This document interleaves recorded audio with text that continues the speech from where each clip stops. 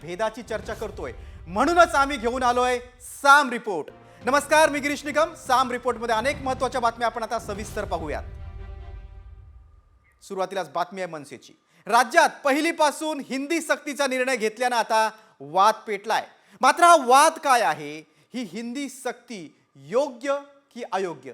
पाहूयात या special report मधून। महाराष्ट्र नवनिर्माण सेनेचा त्यामध्ये हिंदीची सक्ती चालणार नाही, हिंदीची सक्ती। राज्यात पहिलीपासून हिंदी सक्तीचा निर्णय घेण्यात आल्यानंतर मनसे आक्रमक झाली। हिंदी सक्ती खपवून घेणार नाही अशी थेट भूमिका राज ठाकरेंनी घेतली आणि मनसैनिकांनी रस्त्यावर उतरून सरकारी निर्णयाची होळी करत रणशिंग फुंकलं। दुसरीकडे दादरमध्ये मनसेनं बॅनरबाजी करत आम्ही हिंदू आहोत, हिंदी नाही असं म्हणत संघर्ष अटळ असल्याचा इशारा दिला। तर राज ठाकरेंनी तातडीनं मनसे पदाधिकाऱ्यांची बैठक घेत सरकार विरोधात मोर्चा उघडण्याची भूमिका घेतली आणि या बैठकीत नेमकं काय ठरलं तेही पाहूया। हिंदी सक्ती विरोधात मनसे मराठी जागर परिषद भरवणार। मनसेकडून प्रत्येक विभागात मराठीचा जागर। मराठीच्या जागरासाठी साहित्यिकांची मदत घेणार। हिंदीवरून वातावरण तापलेलं असतानाच अजित पवारांनी राज ठाकरेंचं नाव न घेता त्यांना डिवचलंय। तर अजित पवारांना पुन्हा शाळेत पाठवलं पाहिजे असा खोचक टोला मनसेनं लगावलाय। काय सध्या कुणाला उद्योग नाहीये, मराठी आपली मातृभाषा आहेच, त्याबद्दल कुणाचं दुमत नाही। प्रत्येक राज्याला आपली आपली जी काही मातृभाषा असते त्याबद्दल आपुलकी आहे, प्रेम आहे, जिव्हाळा आहे, ती टिकली पाहिजे। आणि मराठीला अभिजात भाषेचा दर्जा देशाचे पंतप्रधान नरेंद्र मोदी साहेबांनी दिला। खूप वर्ष हे प्रकरण दिल्लीमध्ये पडून होतं, परंतु कुणी करण्याचं धाडस दाखवलं नाही। ते एनडीए सरकारने दाखवलं, मोदी साहेबांनी दाखवलं। नवीन पिढीला महाराष्ट्रात राहायचं असेल तर त्याला मराठी आलंच पाहिजे। जर अजित पवार साहेबांना वाटत असेल की राष्ट्रभाषा हिंदी आहे तर मला असं वाटतं परत पहिलीपासून त्यांनी धडे घेतले पाहिजे किंवा त्यांना शाळेत पुन्हा पाठवलं पाहिजे। तर पहिलीपासून हिंदी सक्ती योग्य नसून पाचवीपासून ती असावी अशी भूमिका तज्ज्ञांनी व्यक्त केली आहे। माझं तर असं मत आहे की हिंदीची सक्ती करताच का म्हणे, ही सक्तीची भाषा आधी पहिले बंद करा। कारण भाषा ही सक्तीने वगैरे अशी काहीही शिकवून कधीही कोणाला येत नसते। आज महाराष्ट्रात अनेक लोकांना हिंदी कामापुरती जुजबी तरी येते, पण तरीसुद्धा ते कुठे जाऊन शिकलेले नाही आहेत हिंदी, ती आपोआप आली त्यांना। भाषा अशीच येते, ती नैसर्गिकरित्याच आली पाहिजे तुम्हाला, तरच ती भाषा, नाही तर ती भाषाच नाही।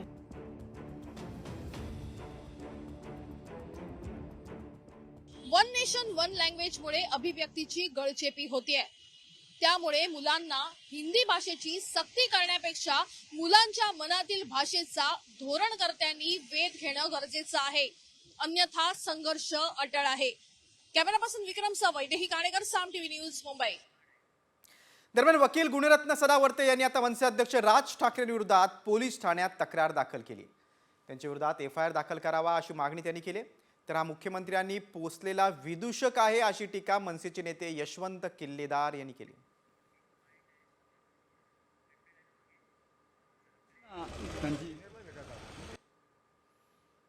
राज ठाकरेला विद्यार्थ्यांना म्हणजे त्यांचं मनोबल खचवणे थांबवण्यासाठी, त्याचबरोबर पालकांमधली भीती थांबवण्यासाठी, त्याचबरोबर पुस्तक विक्रेत्यांना एक त्यांचं मनोबल वाढवण्यासाठी, अरे आजूबाजूला दारूची दुकानं आहेत ती बंद करण्यासाठी निवेदन द्या ना, तेव्हा तुमचे चेहरे आणि तुमचे मर्दानगी कुठे जाते?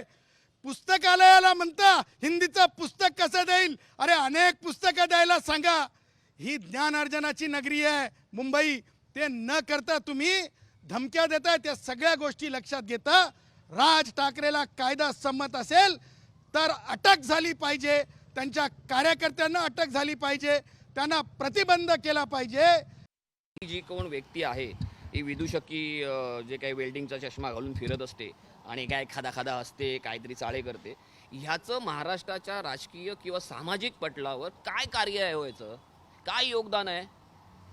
केवळ तुमच्यासारखे कॅमेरा आणि हे सगळ्यांना स्वतःकडे आकर्षित करण्यासाठी तुम्ही काहीतरी विधानं करायची आणि मोठमोठ्या राजकीय लोकांवर काहीतरी विधानं करायची, म्हणजे तुमचं हे तो केंद्रबिंदू होतो आकर्षणाचा, मीडियाला झळकायला मिळतं, एवढाच त्यांचा उद्देश आहे, बाकी काही नाही आहे. हिंदी सक्तीवरून राज ठाकरे विरुद्ध संजय राऊतांमध्ये आता सामना रंगलाय. मात्र अचानक हिंदी सक्ती मागचं खरं कारण काय आहे पाहूयात या स्पेशल रिपोर्टमध्ये. राज ठाकरेंची स्क्रिप्ट सागरवरून. हिंदी सक्तीचा मुद्दा, राऊतांचा राज ठाकरेंना गुद्दा. राज ठाकरेंचा बोलविता धनी सागर. राज्य सरकारच्या हिंदी सक्तीचा निर्णय खपवून घेणार नाही अशी थेट भूमिका राज ठाकरेंनी घेतली आहे. यावेळी राज ठाकरेंनी ट्विट करून सरकारला घेरलंय. मात्र एवढं मोठं ट्विट तातडीनं आल्यानं संजय राऊतांनी राज ठाकरेंवर टीकास्त्र डागलंय. ही स्क्रिप्टच सागरवरून आल्याचा खोचक टोला राऊतांनी लगावलाय. त्याला मनसेनंही जशास तसं प्रत्युत्तर दिलंय. कुठले कधी लिहिलं कधी, एवढं मोठं एक मराठी हिंदी विषयी एवढं ट्विट येत आहे. बहुतेक ते कुठून तरी कुठल्या तरी बंगल्यावरून, सागर बंगल्यावरून किंवा कुठल्या तरी बंगल्यावरून ट्विट तयार करून आलं होतं. ते कुठून तरी आलं. स्क्रिप्ट वाचू नका. तुम्ही कधी हिंदू झालात, कधी मराठी असता, कधी हिंदू असता, कधी बिंदू असता, कधी सिंधू असता, काय ते ठरवा. काय ते ठरवा तुम्ही. हे सुधाकरासारखा एकच प्यालामधलं बोलू नका. काही मराठी भैया आहेत, त्या मराठी भैयांनी ठरवायचं की मराठी व्हायचं का भैया व्हायचं. संजय राऊत म्हणजे पवार साहेबांचं खेळणं आहे. म्हणजे त्यांना समजावं म्हणून हिंदीत सांगतोय. हे जितनी चाबी भरी पवार साहब ने उतना चले संजय नाम का खिलौना.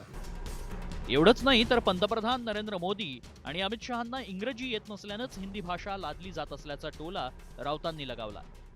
नरेंद्र मोदीला इंग्रजी येत नाही म्हणून हिंदी लादू नका.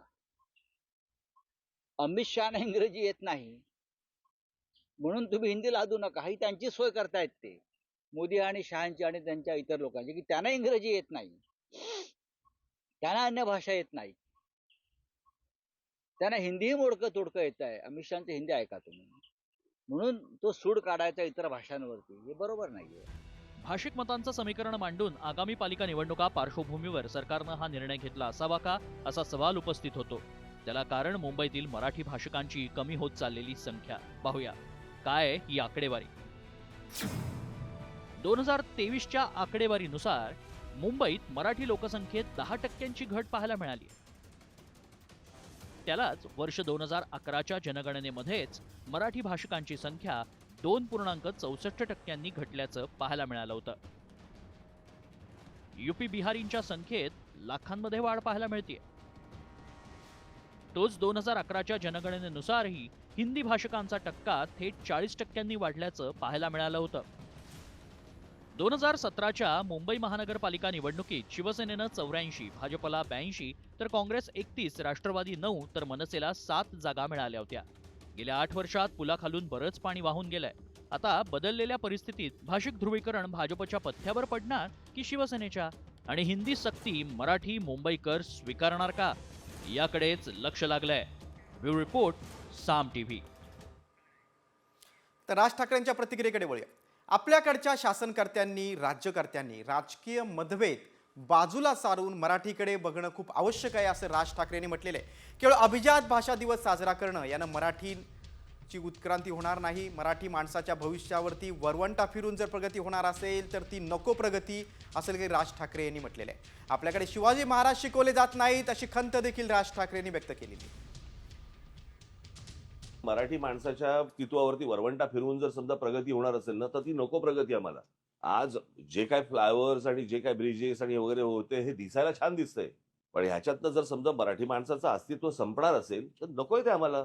शिवाजी महाराज शिकवले जात नाहीत आमच्याकडे. या मुळात शाळा आल्या त्या तुमच्या त्या ह्यांच्यासाठी IAS अधिकारी आणि ह्यांच्यासाठी त्या मुलांसाठी आल्या, म्हणून आता त्याच्या शाळाच्या शाळा सगळ्या देशभर सुरू झाल्या आणि त्याच्यामध्ये तुम्हाला छत्रपती शिवाजी महाराज शिकवता येत नाहीत. ज्याला आपण क्रांतीचा उगम ज्याला म्हणतो आपण, त्याचा इतिहास तुम्हाला सांगता येत नाही. फ्रेंच रेव्होल्युशन शिकवताय तुम्ही, आम्हाला काय साठायचं ते? त्या इतिहासातलं बोध आपण काय घेतोय, मला असं वाटतं तो शिकवणं जास्ती गरजेचं आहे. हिंदीवरनं कसं राजकारण सुरू आपण ते पाहिलं. आता पुढची बातमी आहे बीडमधून. सरपंच हत्या प्रकरणानंतर बीडमधील कायदा सुव्यवस्थेचा मुद्दा पुन्हा ऐरणीवर आलाय. पण बीडमध्ये खाकीचा खुळखुळा झालाय का? बीडमध्ये आता कोणता नवा भाई आलाय आणि खरंच बीडचा बिहार झालाय का? पाहूयात या स्पेशल रिपोर्टमधून. बीड पोलिसांचा पुन्हा खुळखुळा. कराड खोक्यानंतर आता सरपंच भाई.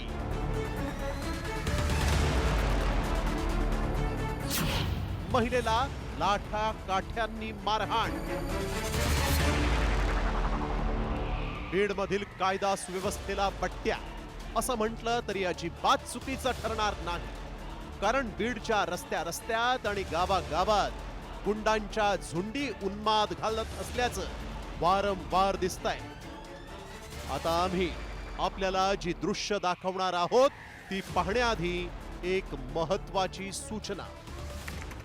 तुम्ही जर काळीच हेलावणारी दृश्य पाहून भावुक होत असाल, तुम्ही जर प्रचंड संवेदनशील असाल तर ही बातमी पाहू नका.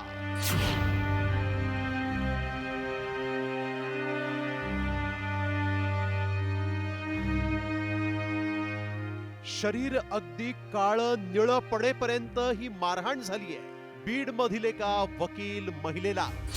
अंबाजोगाई तालुक्याच्या सनगावात या वकील महिलेला गावातील सरपंचासह त्याच्या टोळक्यानं जेसीबीचा पाईप, लोखंडी रॉड आणि लाठ्या काठ्यांनी ही अमानुष मारहाण केली. अवैध पद्धतीनं सुरू असणाऱ्या भोंग्यांची तक्रार केली म्हणूनच या महिलेला या सरपंचानं ही तालिबानी शिक्षा दिली आहे. मला 10 लोक मिळून आलेले होते.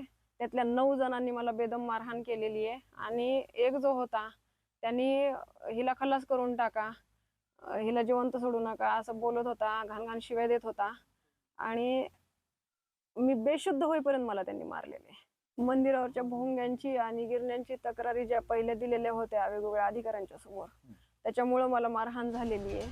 राज्यात महिला सशक्तीकरणाच्या गोड गप्पा काही केल्या संपत नाहीत, तर तिथं बीडमध्ये सरपंचासह त्याच्या टोळक्यानं या महिलेला केलेली ही मारहाण बीडमधील खालावलेल्या कायदा सुव्यवस्थेची ग्वाही देते. आता वडगाव पोलिसांनी 10 जणांवर गुन्हा दाखल केला खरा, परंतु आरोपी पोलिसांच्या नाकावर टिचून फरार झाले आहेत. अजित पवारांचा करडा कडक स्वभाव उभ्या महाराष्ट्राला परिचित आहे, परंतु अजित पवार पालकमंत्री असलेल्या बीडमधील गुंड मात्र कायद्याला अजिबात भीक घालत नाही असंच दिसलंय. बीडपेक्षा वाईट अवस्था सिंधुदुर्गात मध्ये सुरू आहे. बीड तर हातातून गेलेलंच आहे देवेंद्र फडणवीस यांच्या, पण सिंधुदुर्गामध्ये दिवसा ढवळ्याचे खून, हत्या, अपहरण, मारामारी सुरू आहेत. त्याच्यावरती तिथे जाऊन आवाज उठवण्याची वेळ आलेली आहे. मी त्याच्या संदर्भामध्ये SP आणि कलेक्टरला सूचना दिलेल्या आहेत. हे नक्की कुठं झालंय, त्याला कोण जबाबदार आहे, आणि जर ते तिथंच घडलेलं असेल आणि कोणी जबाबदार त्याच्यामध्ये असेल तर कायदा श्रेष्ठ आहे, कुणालाही पाठीशी घालण्याचं कारण नाही, त्यांच्यावर सक्त कारवाई करा अशा सूचना दिल्या. इतरांना न्याय मिळवून देणाऱ्या या वकील महिलेला झालेली ही मारहाण सरकार आणि पोलीस प्रशासनाच्या डोळ्यात अंजन घालणारी आहे. त्यामुळे केवळ लाडक्या बहिणींना पैसे देऊन महिलांना आर्थिक स्वातंत्र्य देणाऱ्या सरकारनं आता महिलांना सुरक्षा देणंही गरजेचं आहे. मात्र बीडच्या पोलिसांचा असाच खुळखुळा वाजत राहिला तर लवकरच बीडचा बिहार होण्यापासून कुणीही रोखू शकणार नाही. ब्युरो रिपोर्ट, साम टीव्ही मराठी. बीडनंतर पुढची बातमी आता वर्धा जिल्ह्यातून. फेसबुकवर डॉक्टर बाबासाहेब आंबेडकर यांच्या विरोधात आक्षेपार्ह लिखाण केल्यानं आंबेडकर अनुयायी आक्रमक झालेत. वर्धा जिल्ह्याच्या पुलगाव पोलीस स्टेशन बाहेर आता गर्दी झालेली आहे. लिखाण करणाऱ्या तरुणीला अटक करण्यात आलेली आहे. दरम्यान पुलगाव शहरात पोलिसांचा आता मोठा बंदोबस्त तैनात करण्यात आलेला आहे. तर कोणताही अनुचित प्रकार घडू नये म्हणून देवळी, वर्धा येथून पोलिसांचा अतिरिक्त फौजफाटा बोलवण्यात आलेला आहे. पोलिसांनी संबंधित तरुणीला अटक देखील केलेली आहे. आपण अधिक माहिती घेऊ. आमचे वर्ध्याचे प्रतिनिधी चेतन व्यास आपल्यासोबत आहेत. चेतन, हे तरुणीची काय ओळख आहे आणि आता वर्धामधलं वातावरण आता कसं आहे? कारण मोठा जमाव दिसतोय पोलीस स्टेशन बाहेर. पोलीस स्टेशन समोर जमा होता, नागरिकांनी आक्रमक होते. मात्र सहाय्यक पोलीस अधीक्षक राहुल चव्हाण आणि पोलीस निरीक्षक राहुल सोनवणे यांनी नागरिकांची समजूत घातली आणि त्या आक्षेपार्ह लिखाण करणाऱ्या तरुणीला तात्काळ अटक केली. त्याच्यामुळे वातावरण सध्या निवडलेलं आहे आणि आक्षेपार्ह लिखाण केलेल्या तरुणीवर विविध कलमांन्वये गुन्हा दाखल करण्यात आला आहे आणि तरुणीला अटकही सुद्धा करण्यात आली आहे. त्यामुळे सध्या वातावरण शांत झालेलं आहे. नागरिकांची गर्दी हळूहळू कमी होत आहे. पोलिसांचा जो कुमक बंदोबस्त होता त्यांनी नागरिकांना माहिती दिली की गुन्हा दाखल करण्यात आला, तात्काळ अटक करण्यात आली. त्यामुळे अनुयायी सुद्धा सध्या आता शांत होताना दिसते. नक्कीच चेतन, तुम्ही सविस्तर माहिती दिली त्याबद्दल धन्यवाद. पुलगावमध्ये आता पोलिसांचा मोठा बंदोबस्त तैनात करण्यात आलेला आहे. मात्र संबंधित तरुणीला, जिने आक्षेपार्ह लिखाण केलं होतं, तिला अटक केली.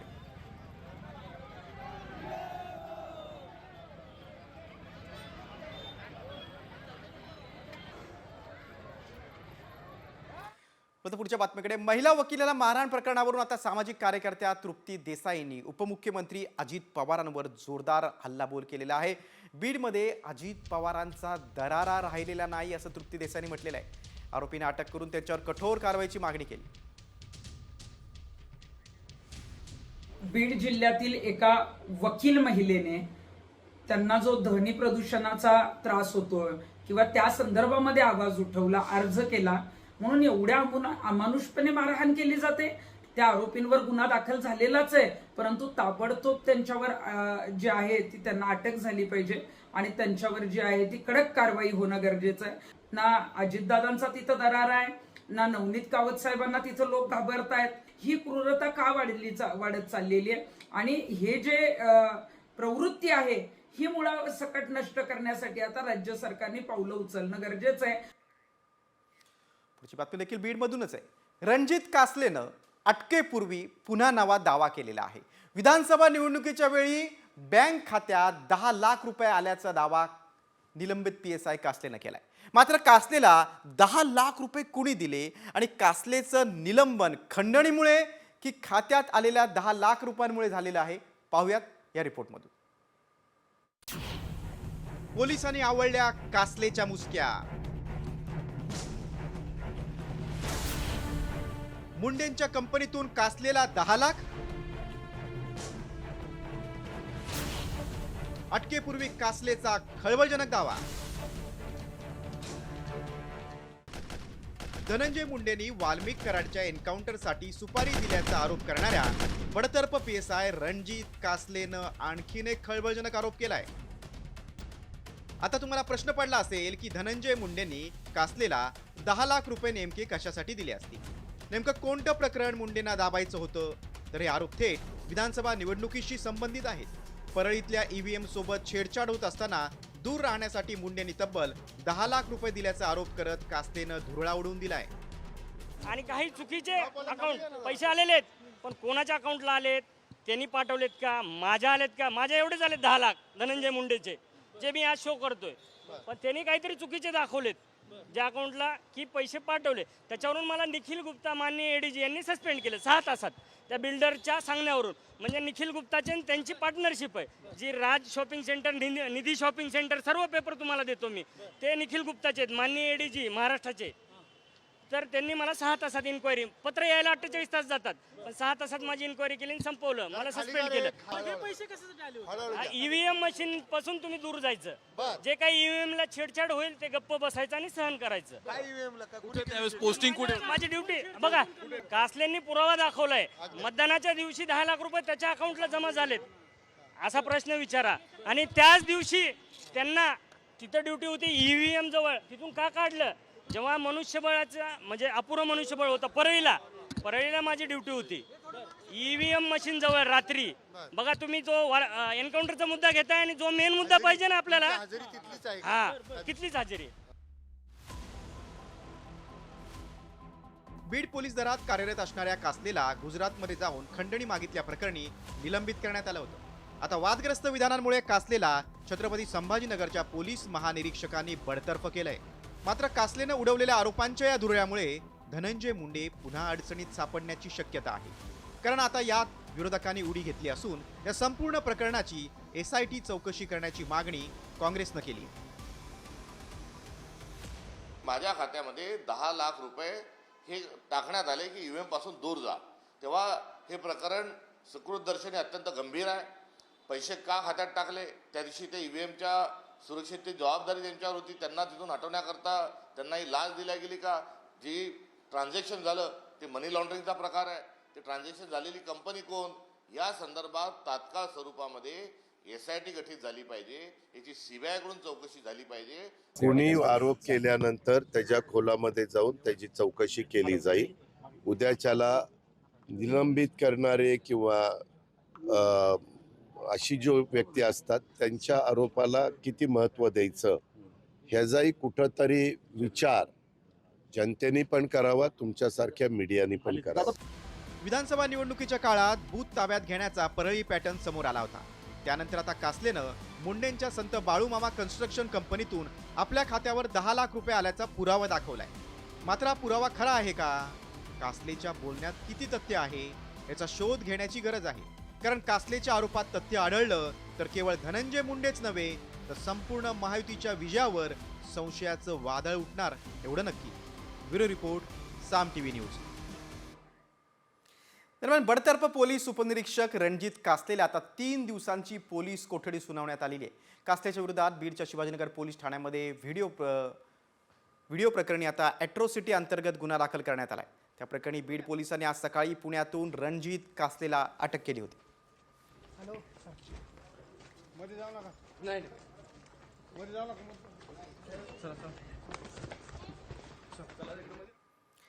निलंबित पोलीस अधिकारी रणजित कासलेनं केलेल्या धक्कादायक दाव्यानंतर माजी मंत्री धनंजय मुंडेंच्या अडचणीत वाढ होताना पाहायला मिळते.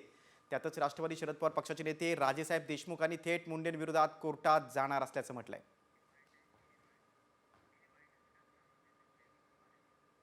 फक्त पोलीस प्रशासन, यंत्रणा, महसूल हे सर्व प्रशासन ताब्यात घेणे आणि निवडणूक जिंकणे ही एक जी धनंजय मुंडे यांनी संपूर्ण महाराष्ट्राला आणि देशाला एक नवं उदाहरण घालून दिलं की निष्ठा आम्ही EVM वर आणि सर्व पोलीस प्रशासनावर निवडणूक जिंकू शकतो असं जर दाखवत असतील तर याला काय म्हणायचं आपण या महाराष्ट्रातल्या लोकांनी? ही खरी लोकशाही आहे का? आणि मग खऱ्या लोकशाहीचा या ठिकाणी दाद दे म्हणण्यापेक्षा खरी लोकशाही अस्तित्वात यावी म्हणून आता एक शेवटचा अंतिम पर्याय म्हणून आम्ही फक्त कोर्टाकडे पाहतो.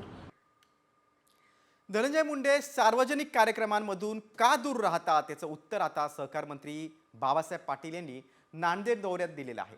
धनंजय मुंडेबद्दल त्यांनी महत्त्वाची माहिती दिलेली आहे. धनंजय मुंडेंना अर्धांगवायूचा झटका आला होता, त्यांना नीट बोलता येत नाही असं बाबासाहेब पाटलांनी सांगितलेलं आहे. बीडमध्ये आमदार सुरेश धस यांच्यासोबतच्या एका कार्यक्रमाला माजी मंत्री धनंजय मुंडे गैरहजर राहिले.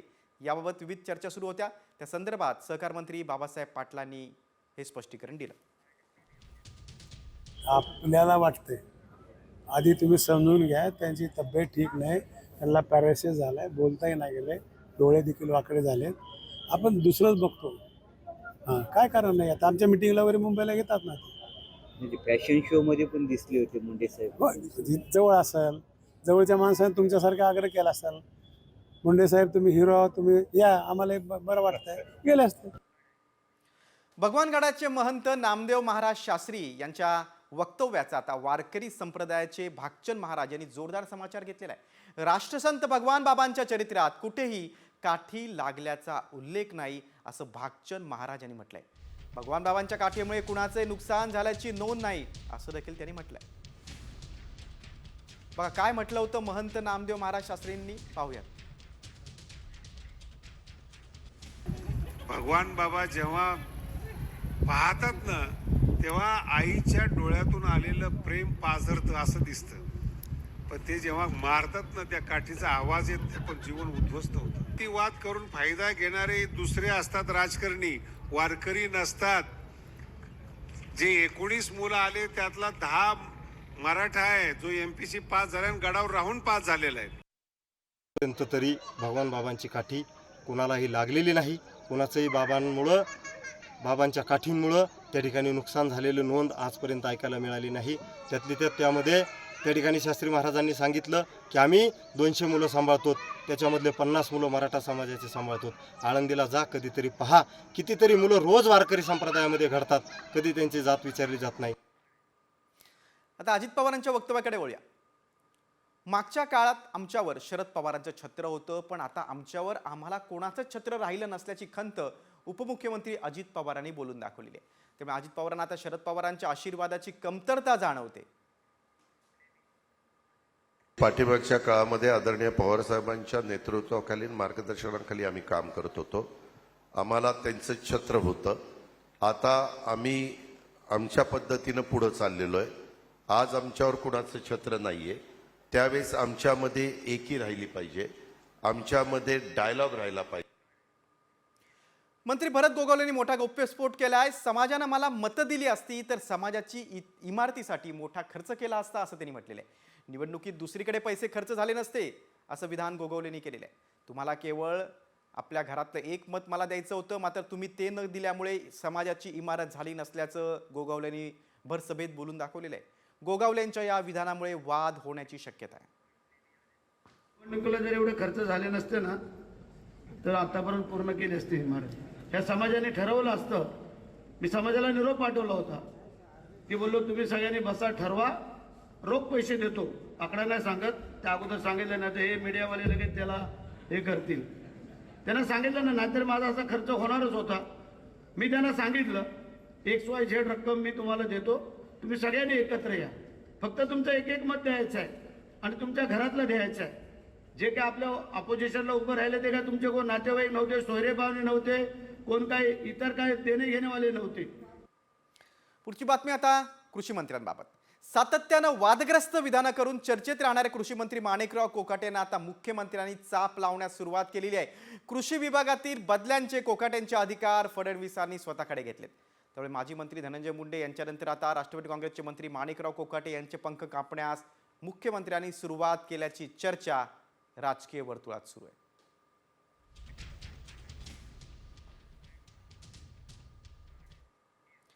बातमी आता शिक्षण क्षेत्रातून. राज्यातील शिक्षकांनाही आता ड्रेस कोड लागू करण्यात येणार आहे. या संदर्भात शिक्षण मंत्री दादा भुसेंनी सूतोवाच केलेत. मात्र शिक्षकांसाठी हा हिटलरी नियम कशासाठी असा सवाल आता विचारला जातोय. पाहूयात या रिपोर्टमध्ये.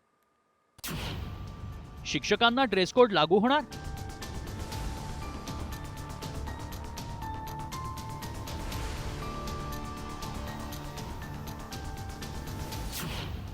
शिक्षकही शाळेच्या युनिफॉर्ममध्ये?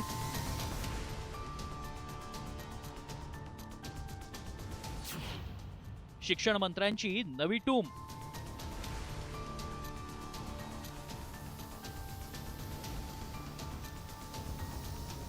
एकीकडे राज्यात पहिलीपासून शालेय विद्यार्थ्यांना हिंदी सक्तीची करण्यात आल्यानं गदारोळ सुरू आहे.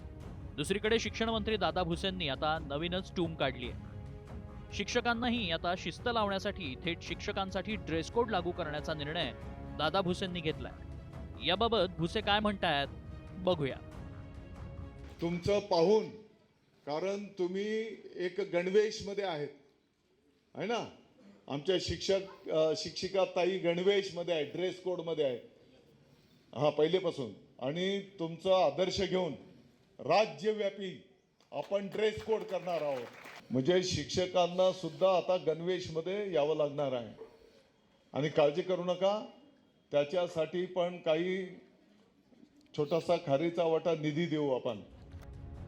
एकीकडे राज्यात गेल्या सरकारनं एक राज्य एक गणवेश हा उपक्रम राबवण्याचा प्रयत्न केला होता.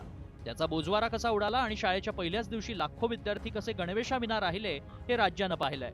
त्यामुळे पुन्हा शिक्षकांसाठी गणवेशाची सक्ती कशासाठी असा सवाल उपस्थित होतो.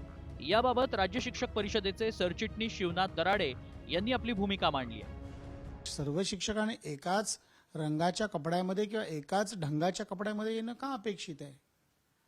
हां, शिक्षकांनी नीटनेटके कपडे घालावेत याबाबत आम्ही सुद्धा आग्रही आहे आणि सकारात्मक आहोत. या संदर्भात जेव्हा अगोदरच्या एका शिक्षण मंत्र्यांनी असा प्रयत्न केला, आम्ही याच्या संदर्भामध्ये महाराष्ट्रभर आंदोलन केलं आणि हा निर्णय मागे घ्यायला लावला, कारण हे योग्य नाही आहे. राज्यात शासनाच्या माध्यमातून वेगवेगळ्या योजनांच्या निधीला कात्री लावली जाते. लाडकी बहीण योजनेसारख्या योजनांमुळे शासनाच्या तिजोरीवर मोठा ताण पडतोय. त्यात मंत्री दादा भुसेंनी शिक्षकांच्या ड्रेस कोडसाठी निधी उपलब्ध करून देणार असल्याचं सांगितलंय. मात्र शिक्षकांसाठी हा हिटलरी नियम कशासाठी असा सवाल उपस्थित झालाय की विद्यार्थ्यांच्या गणवेशांसाठी काढण्यात आलेल्या निविदांसाठी पुन्हा राज्य सरकार आणि शिक्षण मंडळ हा नवा खटाटोप करतंय अशी शंका उपस्थित होतीये. ब्युरो रिपोर्ट, साम टीव्ही. पुढची बातमी आता पुण्यातून. राज्यात शिक्षक भरतीतील सुमारे 21,600 पदांपैकी केवळ 11,000 पदं भरण्यात आलेली आहेत आणि उर्वरित पदांसाठी अजूनही संघर्ष सुरूच आहे. मात्र जिल्हा परिषदेच्या पवित्र पोर्टलवर भरतीसाठी जागा न देण्याच्या धोरणामुळे आता राज्यातील लाखो तरुणांचं शिक्षक होण्याचं स्वप्न उद्ध्वस्त होताना दिसतंय आणि त्यामुळेच बेरोजगार शिक्षक आता गेल्या 6 दिवसांपासून पुण्यात शिक्षण आयुक्त कार्यालयाजवळ त्यांनी बेमुदत धरणं आंदोलनाला बसलेले आहेत। या आंदोलनाचं नेतृत्व करणारे अध्यक्ष तुषार देशमुख आता काय सांगतात ते आपण पाहूया। आता 22-23च्या संच मान्यतेनुसार गोंडस आश्वासन दिले आणि ह्या जागा हिरावण्याचं काम करते, या मुलांचं भविष्य उद्ध्वस्त होतंय म्हणून कंटाळून कुठल्याही प्रकारची या निद्रिस्त अवस्थेत असलेल्या राज्य शासनाने व प्रशासनाने दखल न घेतल्यामुळे प्रशासनाची दिरंगाई व राज्य शासनाची उदासीनता याला कंटाळून आज या सर्व मुलांनी निराशाग्रस्त होऊन फास आवळलेत। आज फास दिसत आहेत, उद्या मृतदेह दिसतील, तरी तात्काळ दखल घ्यावी, अन्यथा येणाऱ्या काळाला या प्रशासनाला आणि राज्य शासनाला यांच्या रोषाला सामोरे जावं लागेल। पुढची बातमी आता नागपूरमधून शिक्षण घोटाळा प्रकरणात आणखीन एकाला आता अटक झालेली आहे। महेंद्र भाऊराव म्हैसकर असं अटकेतील आरोपीचं नाव। तो गोंदिया जिल्ह्यात शिक्षक म्हणून कार्यरत होता। तो बनावट कागदपत्र तयार करून प्रस्ताव तयार करायचा। यापूर्वी विभागीय उपसंचालक उल्हास नरडसह एकूण 5 जणांना अटक झाली होती। आता म्हैसकरच्या अटकेनंतर आरोपींची संख्या 6 वर गेली आहे। आरोपी महेश म्हैसकर सोबत आणखी जिल्हा परिषद शिक्षण विभाग भंडाऱ्याचे अधिकारी पोलिसांच्या जाळ्यात अडकलेत।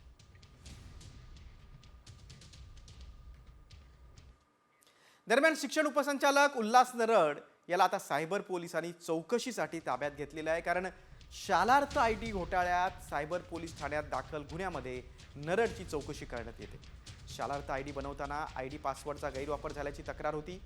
नागपूरमध्ये बनावट कागदपत्रांच्या आधारे मुख्याध्यापकासाठी नियुक्ती दिलेल्या प्रकरणात उल्हास नरडला अटक झाली होती। त्यानंतर त्याला न्यायालयीन कोठडी झाली।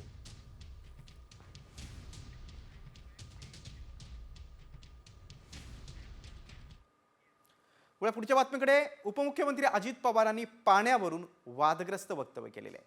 दादा नेमके काय म्हणालेत पाहूयात या स्पेशल रिपोर्टमधून। नवीन लग्न झालेले असतील, तुमच्याकडे जर सुना आले असतील, तुमच्या घरात मुली आले असतील, तर त्या कुटुंबाला सांगा 1 किंवा 2 अपत्यावर थांब बाबा, जास्त काही वाढू नको। नाहीतर किती वर्ण ब्रह्मदेव आला ब्रह्मदेव तरी सगळ्याला पाणी पूर्ण अशक्य होईल पुढे। ऐकलं, अजित पवारांनी पुन्हा एकदा वादग्रस्त वक्तव्य केलंय। पाणी प्रश्न गंभीर होण्यासाठी अजित पवारांनी अजब तर्क दिलाय।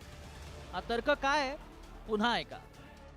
पूर्वीच्या काळात दादा कोंडकेच्या वेळेस दगडावर भागायचं सकाळी, नंतर टरबाळीवर भागायला लागलं। आता बाथरूमला गेलं तरी फ्लश केला की 10 लिटर पाणी जातंय। खरं ते बोललं पाहिजे ना। नवीन लग्न झालेले असतील, तुमच्याकडे जर सुना आले असतील, तुमच्या घरात मुली आले असतील, तर त्या कुटुंबाला सांगा 1 किंवा 2 अपत्यावर थांब बाबा, जास्त काही वाढू नको। नाहीतर किती वर्ण ब्रह्मदेव आला ब्रह्मदेव तरी सगळ्याला पाणी पूर्ण अशक्य होईल पुढे। राज्यात सध्या पाण्याचा वापर वाढलाय, त्याची कारणं अजित पवारांनी सांगितली। मात्र एकीकडे सर्वसामान्यांना अजित पवार उपदेशाचे डोस पाजत असताना मंत्र्यांच्या पाणी वापराकडे साफ दुर्लक्ष करतायत। मंत्र्यांच्या शासकीय बंगल्यांचं पाणी बिल पाहिलं तर तुमचे डोळे पांढरे झाल्याशिवाय राहणार नाही, कारण शासकीय बंगल्यांची तब्बल 95 लाखांची पाणीपट्टी थकीत असल्याचं समोर आलं होतं। या मंत्र्यांचा पाणी वापर किती होतो बघा। एकनाथ शिंदे तत्कालीन मुख्यमंत्री असताना ते नंदनवन बंगल्यात राहायचे, तेव्हा 18,48,000 थकीत पाणीपट्टी आहे। एकनाथ शिंदे तत्कालीन मुख्यमंत्री वर्षा बंगला 11,69,000, दीपक केसरकर रामटेक बंगला 11,30,000, उदय सामंतांचा मुक्तगिरी 6,83,000, सुधीर मुनगंटीवारांच्या पर्णकुटीची 6,52,000, डॉक्टर विजयकुमार गावितांच्या चित्रकूटचं 5,19,000, अजित पवारांच्या देवगिरीची 4,38,000, देवेंद्र फडणवीसांच्या आधीच्या मेघदूतची 2,73,000, तर देवेंद्र फडणवीसांच्या सागर बंगल्याची 1,26,000 पाणीपट्टी, गुलाबराव पाटलांच्या जेतवनची 1,18,000, राधाकृष्ण विखे पाटलांच्या रॉयल स्टोनची 92,000, सह्याद्री अतिथीगृहाची 35,99,000 पाणीपट्टी थकीत आहे। मंत्र्यांचे बंगले नेहमीच वादाची आगार ठरतात। त्यात चहापान, नाश्ता आणि बंगल्याच्या सुशोभीकरणावर होणारी कोटीच्या कोटी उड्डाणं ही ठरलेलीच। त्याची डोळे फिरवणारी आकडेवारी समोर येतात, सर्वसामान्यांच्या तोंडचं पाणी पळतं।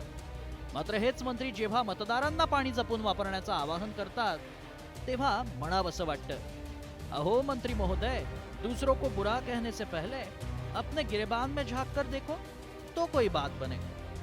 एवढंच. ब्युरो रिपोर्ट, साम टीव्ही. पुढची बातमी आता दमानिया यांनी तटकरेंवर केलेल्या टीकेची. सामाजिक कार्यकर्त्या अंजली दमानिया यांनी सुनील तटकरे यांच्यावर निशाणा साधलेला आहे. जनतेच्या कष्टानं कमावलेल्या कराच्या पैशातून तटकरेंसाठी हेलिपॅड का बनवण्यात आला असा सवाल त्यांनी उपस्थित केलाय. अमित शहांची भेट वैयक्तिक होती, त्याचा भार सरकारी तिजोरीवर का टाकण्यात आला असा सवाल दमानिया यांनी उपस्थित केलाय. त्या संदर्भात त्यांनी एक ट्विट केलेलं आहे, आपण ते पाहूया. जनतेच्या कष्टानं कमवलेल्या कराच्या पैशातून तटकरेंसाठी खास हेलिपॅड, ती पण चार हेलिपॅड. अमित शहांची भेट वैयक्तिक होती. अमित शहांना जेवायला घालायचंय, खुशाल घाला, सोन्याच्या ताटात घालायचं तरी घाला, ते आमच्या कष्टाच्या पैशानं कशासाठी असा सवाल आता अंजली दमानिया यांनी उपस्थित केला. देवेंद्र फडणवीसांचे पुनश्च अभिनंदन. सिंचन घोटाळा विसरून नवीन सरकारमध्ये खूपच चांगला ताळमेळ जाणवतोय असा टोला देखील दमानिया यांनी लगावलाय.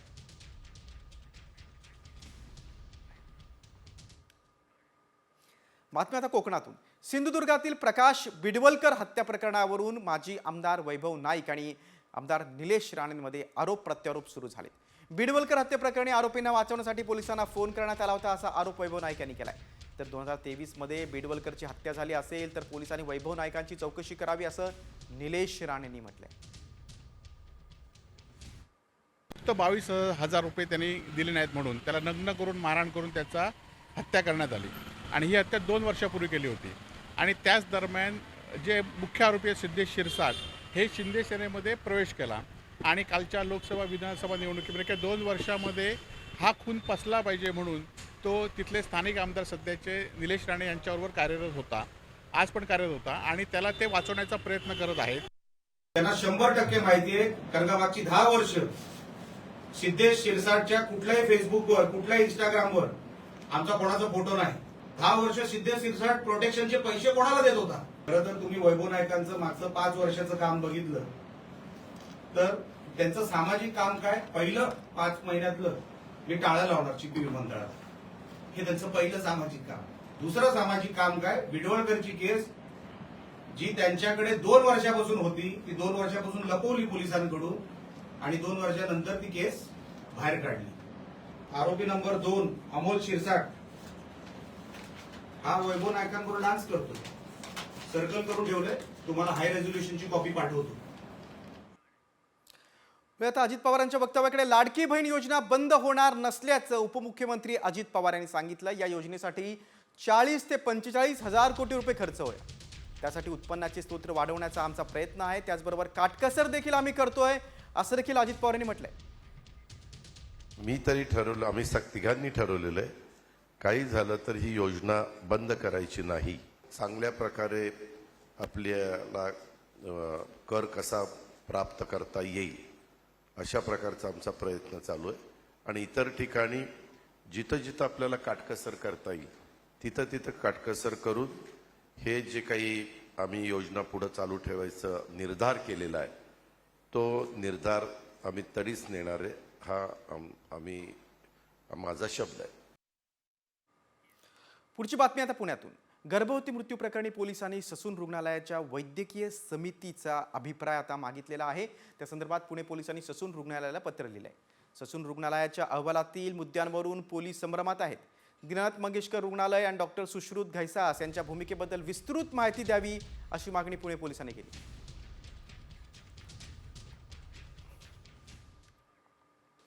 पुढची बातमी पुण्यातूनच आहे. स्वारगेट डेपो अत्याचार प्रकरणात आता 893 पानांचं आरोपपत्र दाखल करण्यात आलंय. पुन्हा गुन्हा जो घडला त्याच्यानंतर 52 दिवसात आरोपपत्र दाखल करण्यात आलंय. गुगल हिस्ट्रीतून आरोपी दत्ता गाडे हा वारंवार पॉर्न व्हिडिओ बघत होता, ही देखील माहिती समोर आली. या आरोपपत्रात पोलिसांनी दत्ता गाडे विरोधात भक्कम पुरावे सादर केलेत.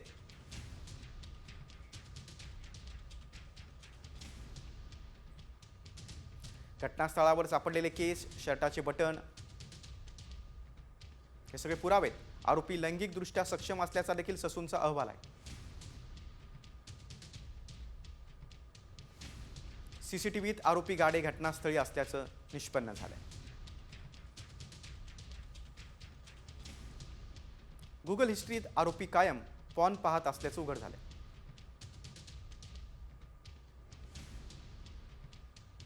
ओळख परेडमध्ये पीडित तरुणीनं आरोपी गाडीला ओळखलं.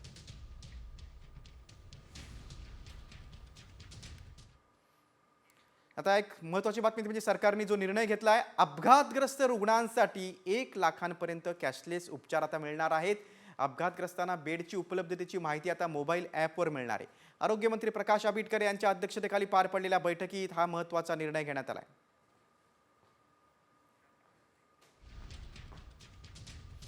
अपघातग्रस्तांना 1 लाखांपर्यंत कॅशलेस उपचार आता मिळणार आहेत. रुग्णालयांची माहिती, बेडची उपलब्धता, तक्रारीसाठी मोबाईल ॲप असणार आहे. दर महिन्याला 5 रुग्णांवर कॅशलेस उपचार करणं रुग्णालयासाठी बंधनकारक असेल. आयुष्यमान कार्ड वाटप मोहिमेसाठी आता आशा वर्करची मदत घेतली जाईल. योजनेत गैरप्रकार करणाऱ्यांवर कठोर कारवाईचे निर्देश देण्यात आले. पुढची बातमी आता परभणी जिल्ह्यातून. मंगरुळमधील नरसिंह प्राथमिक विद्यालयातील शिक्षकानं आत्महत्या केल्याची धक्कादायक घटना समोर आलेली आहे. सोपान पालवे असं या शिक्षकाचं नाव आहे. नोकरीसाठी 20 लाख रुपये भरले तरीही संस्थेच्या सचिवांनी राजीनामा घेतला असा आरोप सोपान पालवे यांनी मृत्यूपूर्वी लिहिलेल्या चिठ्ठीत केलाय. या प्रकरणी आता संस्थेचे सचिव बळवंत खळीकर यांच्यावर आत्महत्येला प्रवृत्त केल्याप्रकरणी गुन्हा दाखल करण्यात आला.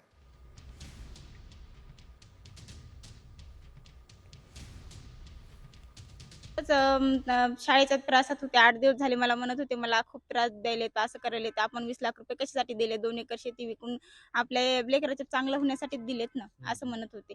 परत 5 लाख रुपये आता यांना कुठून द्यायचे, आमच्याकडे काहीच नव्हतं. खूपच त्रास द्यायलेत म्हणाले मला. मी आता शाळेत चाललो आणि यायलो असं मला म्हणले होते. त्यांना शिक्षा झाली पाहिजे आताच्या आता. मला ते पैसेच मागतात. मी आता कशाने पैसे द्यायचे, होती ते शेती विकून त्यालाच पैसे दिले. मला नेहमीच ते आता त्रास द्यायला येतं. आता मी तर कदरल्यालाच आहे संस्थेला. आणि पुन्हा त्यानं धमकी दिली संस्थेवाल्यानं. मग त्यानं आता ते धमकी दिली म्हणून ते काय करणार, दुसरं काय करणार. माझं म्हणणं आहे की त्याला शिक्षा झाली पाहिजे. आता यवतमाळमधून एका दुर्घटनेची बातमी आहे. नदीवर कपडे धुण्यासाठी गेलेल्या 12 वर्षीय मुलीचा बुडून मृत्यू झालेला आहे. आर्णी तालुक्यातील काठोडाजवळ ही दुर्दैवी घटना घडलेली आहे. वेदिका चव्हाण असं या मुलीचं नाव आहे. ती अरुणावती नदीमध्ये कपडे धुत असतानाच पाय घसरून पाण्यात पडली. काठोडा हे गट ग्रामपंचायत असून शासनाकडून गावकऱ्यांना कोणत्याच प्रकारच्या लाभ आणि सुविधा इथं मिळत नाहीयेत. नागरिक वीज आणि पाण्यापासून देखील वंचित आहेत. दरम्यान या प्रकरणी आता चौकशीचे आदेश दिल्याची माहिती आदिवासी मंत्री अशोक उईके यांनी दिली. पाणीची चाचणी, पाणी भेटतच नाही सर. पाणी म्हणजे पाणीच आहेच नाही गावात. पहिली गोष्ट हे आहे सर. कमसे कम तरी 30-35 साल झाले सर पाणीच आहे सर. इथं सुद्धा करण नाही सर, काही नाही, पाणी नाही, काहीच नाही सर. आता ते पोरगी मेली सर, काल उद्या आले सर, ते आता पाणी चालू करून दिलं. ते असा प्रकार घडणं चुकीचं आहे, होऊ नये. अरुणात नदीवर मुलगी गेली असता पाय घसरून तिचं निधन झालं. ते अतिशय दुर्दैवी बाब आहे. प्रशासनाला मी सूचना दिलेल्या आहे, तात्काळ त्याची चौकशी करून 30 तारखेपर्यंत अहवाल द्यावा अशा माझ्या सूचना आहे. वळतं व्हायरल सत्य रिपोर्टकडे. तुम्ही झोपायला गादी वापरत असाल तर ही बातमी तुमच्यासाठी महत्त्वाची आहे. कारण तुम्ही वापरत असलेली गादी तुमच्यासह लहानग्यांना आजारी पाडू शकते. होय, कारण गादीत केमिकल असल्याचा दावा करण्यात आलेला आहे. त्यामुळे या दाव्यात तथ्य आहे का याची आम्ही पडताळणी केली. त्यावेळी काय सत्य समोर आलंय, चला पाहूयात हा खास रिपोर्ट. मऊ मऊ आरामदायी गादी वापरताय, सावधान. लुसलुशीत गादी सोडते विषारी केमिकल.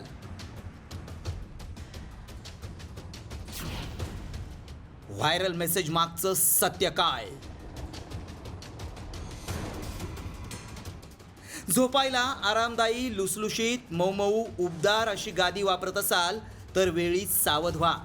कारण मऊ गादी तुम्ही गाढ झोपेत असताना विषारी केमिकल बाहेर सोडते आणि त्याचे परिणाम आपल्या आरोग्यावर होत असल्याचा दावा करण्यात आलाय. हा दावा गंभीर आहे. आपल्या बाळाला शांत झोप लागावी म्हणून पालक बाळाला गादीवर झोपवतात. मात्र गादी बाळांना आजारी पाडू शकते. हा दावा आपल्यासाठी घातक असल्यानं आम्ही पडताळणी सुरू केली. त्याआधी मेसेजमध्ये नेमकं काय म्हटलंय पाहूया. एका संशोधनात मुलांच्या बेडजवळील हवेत सर्वात धोकादायक केमिकल्स आढळून आले.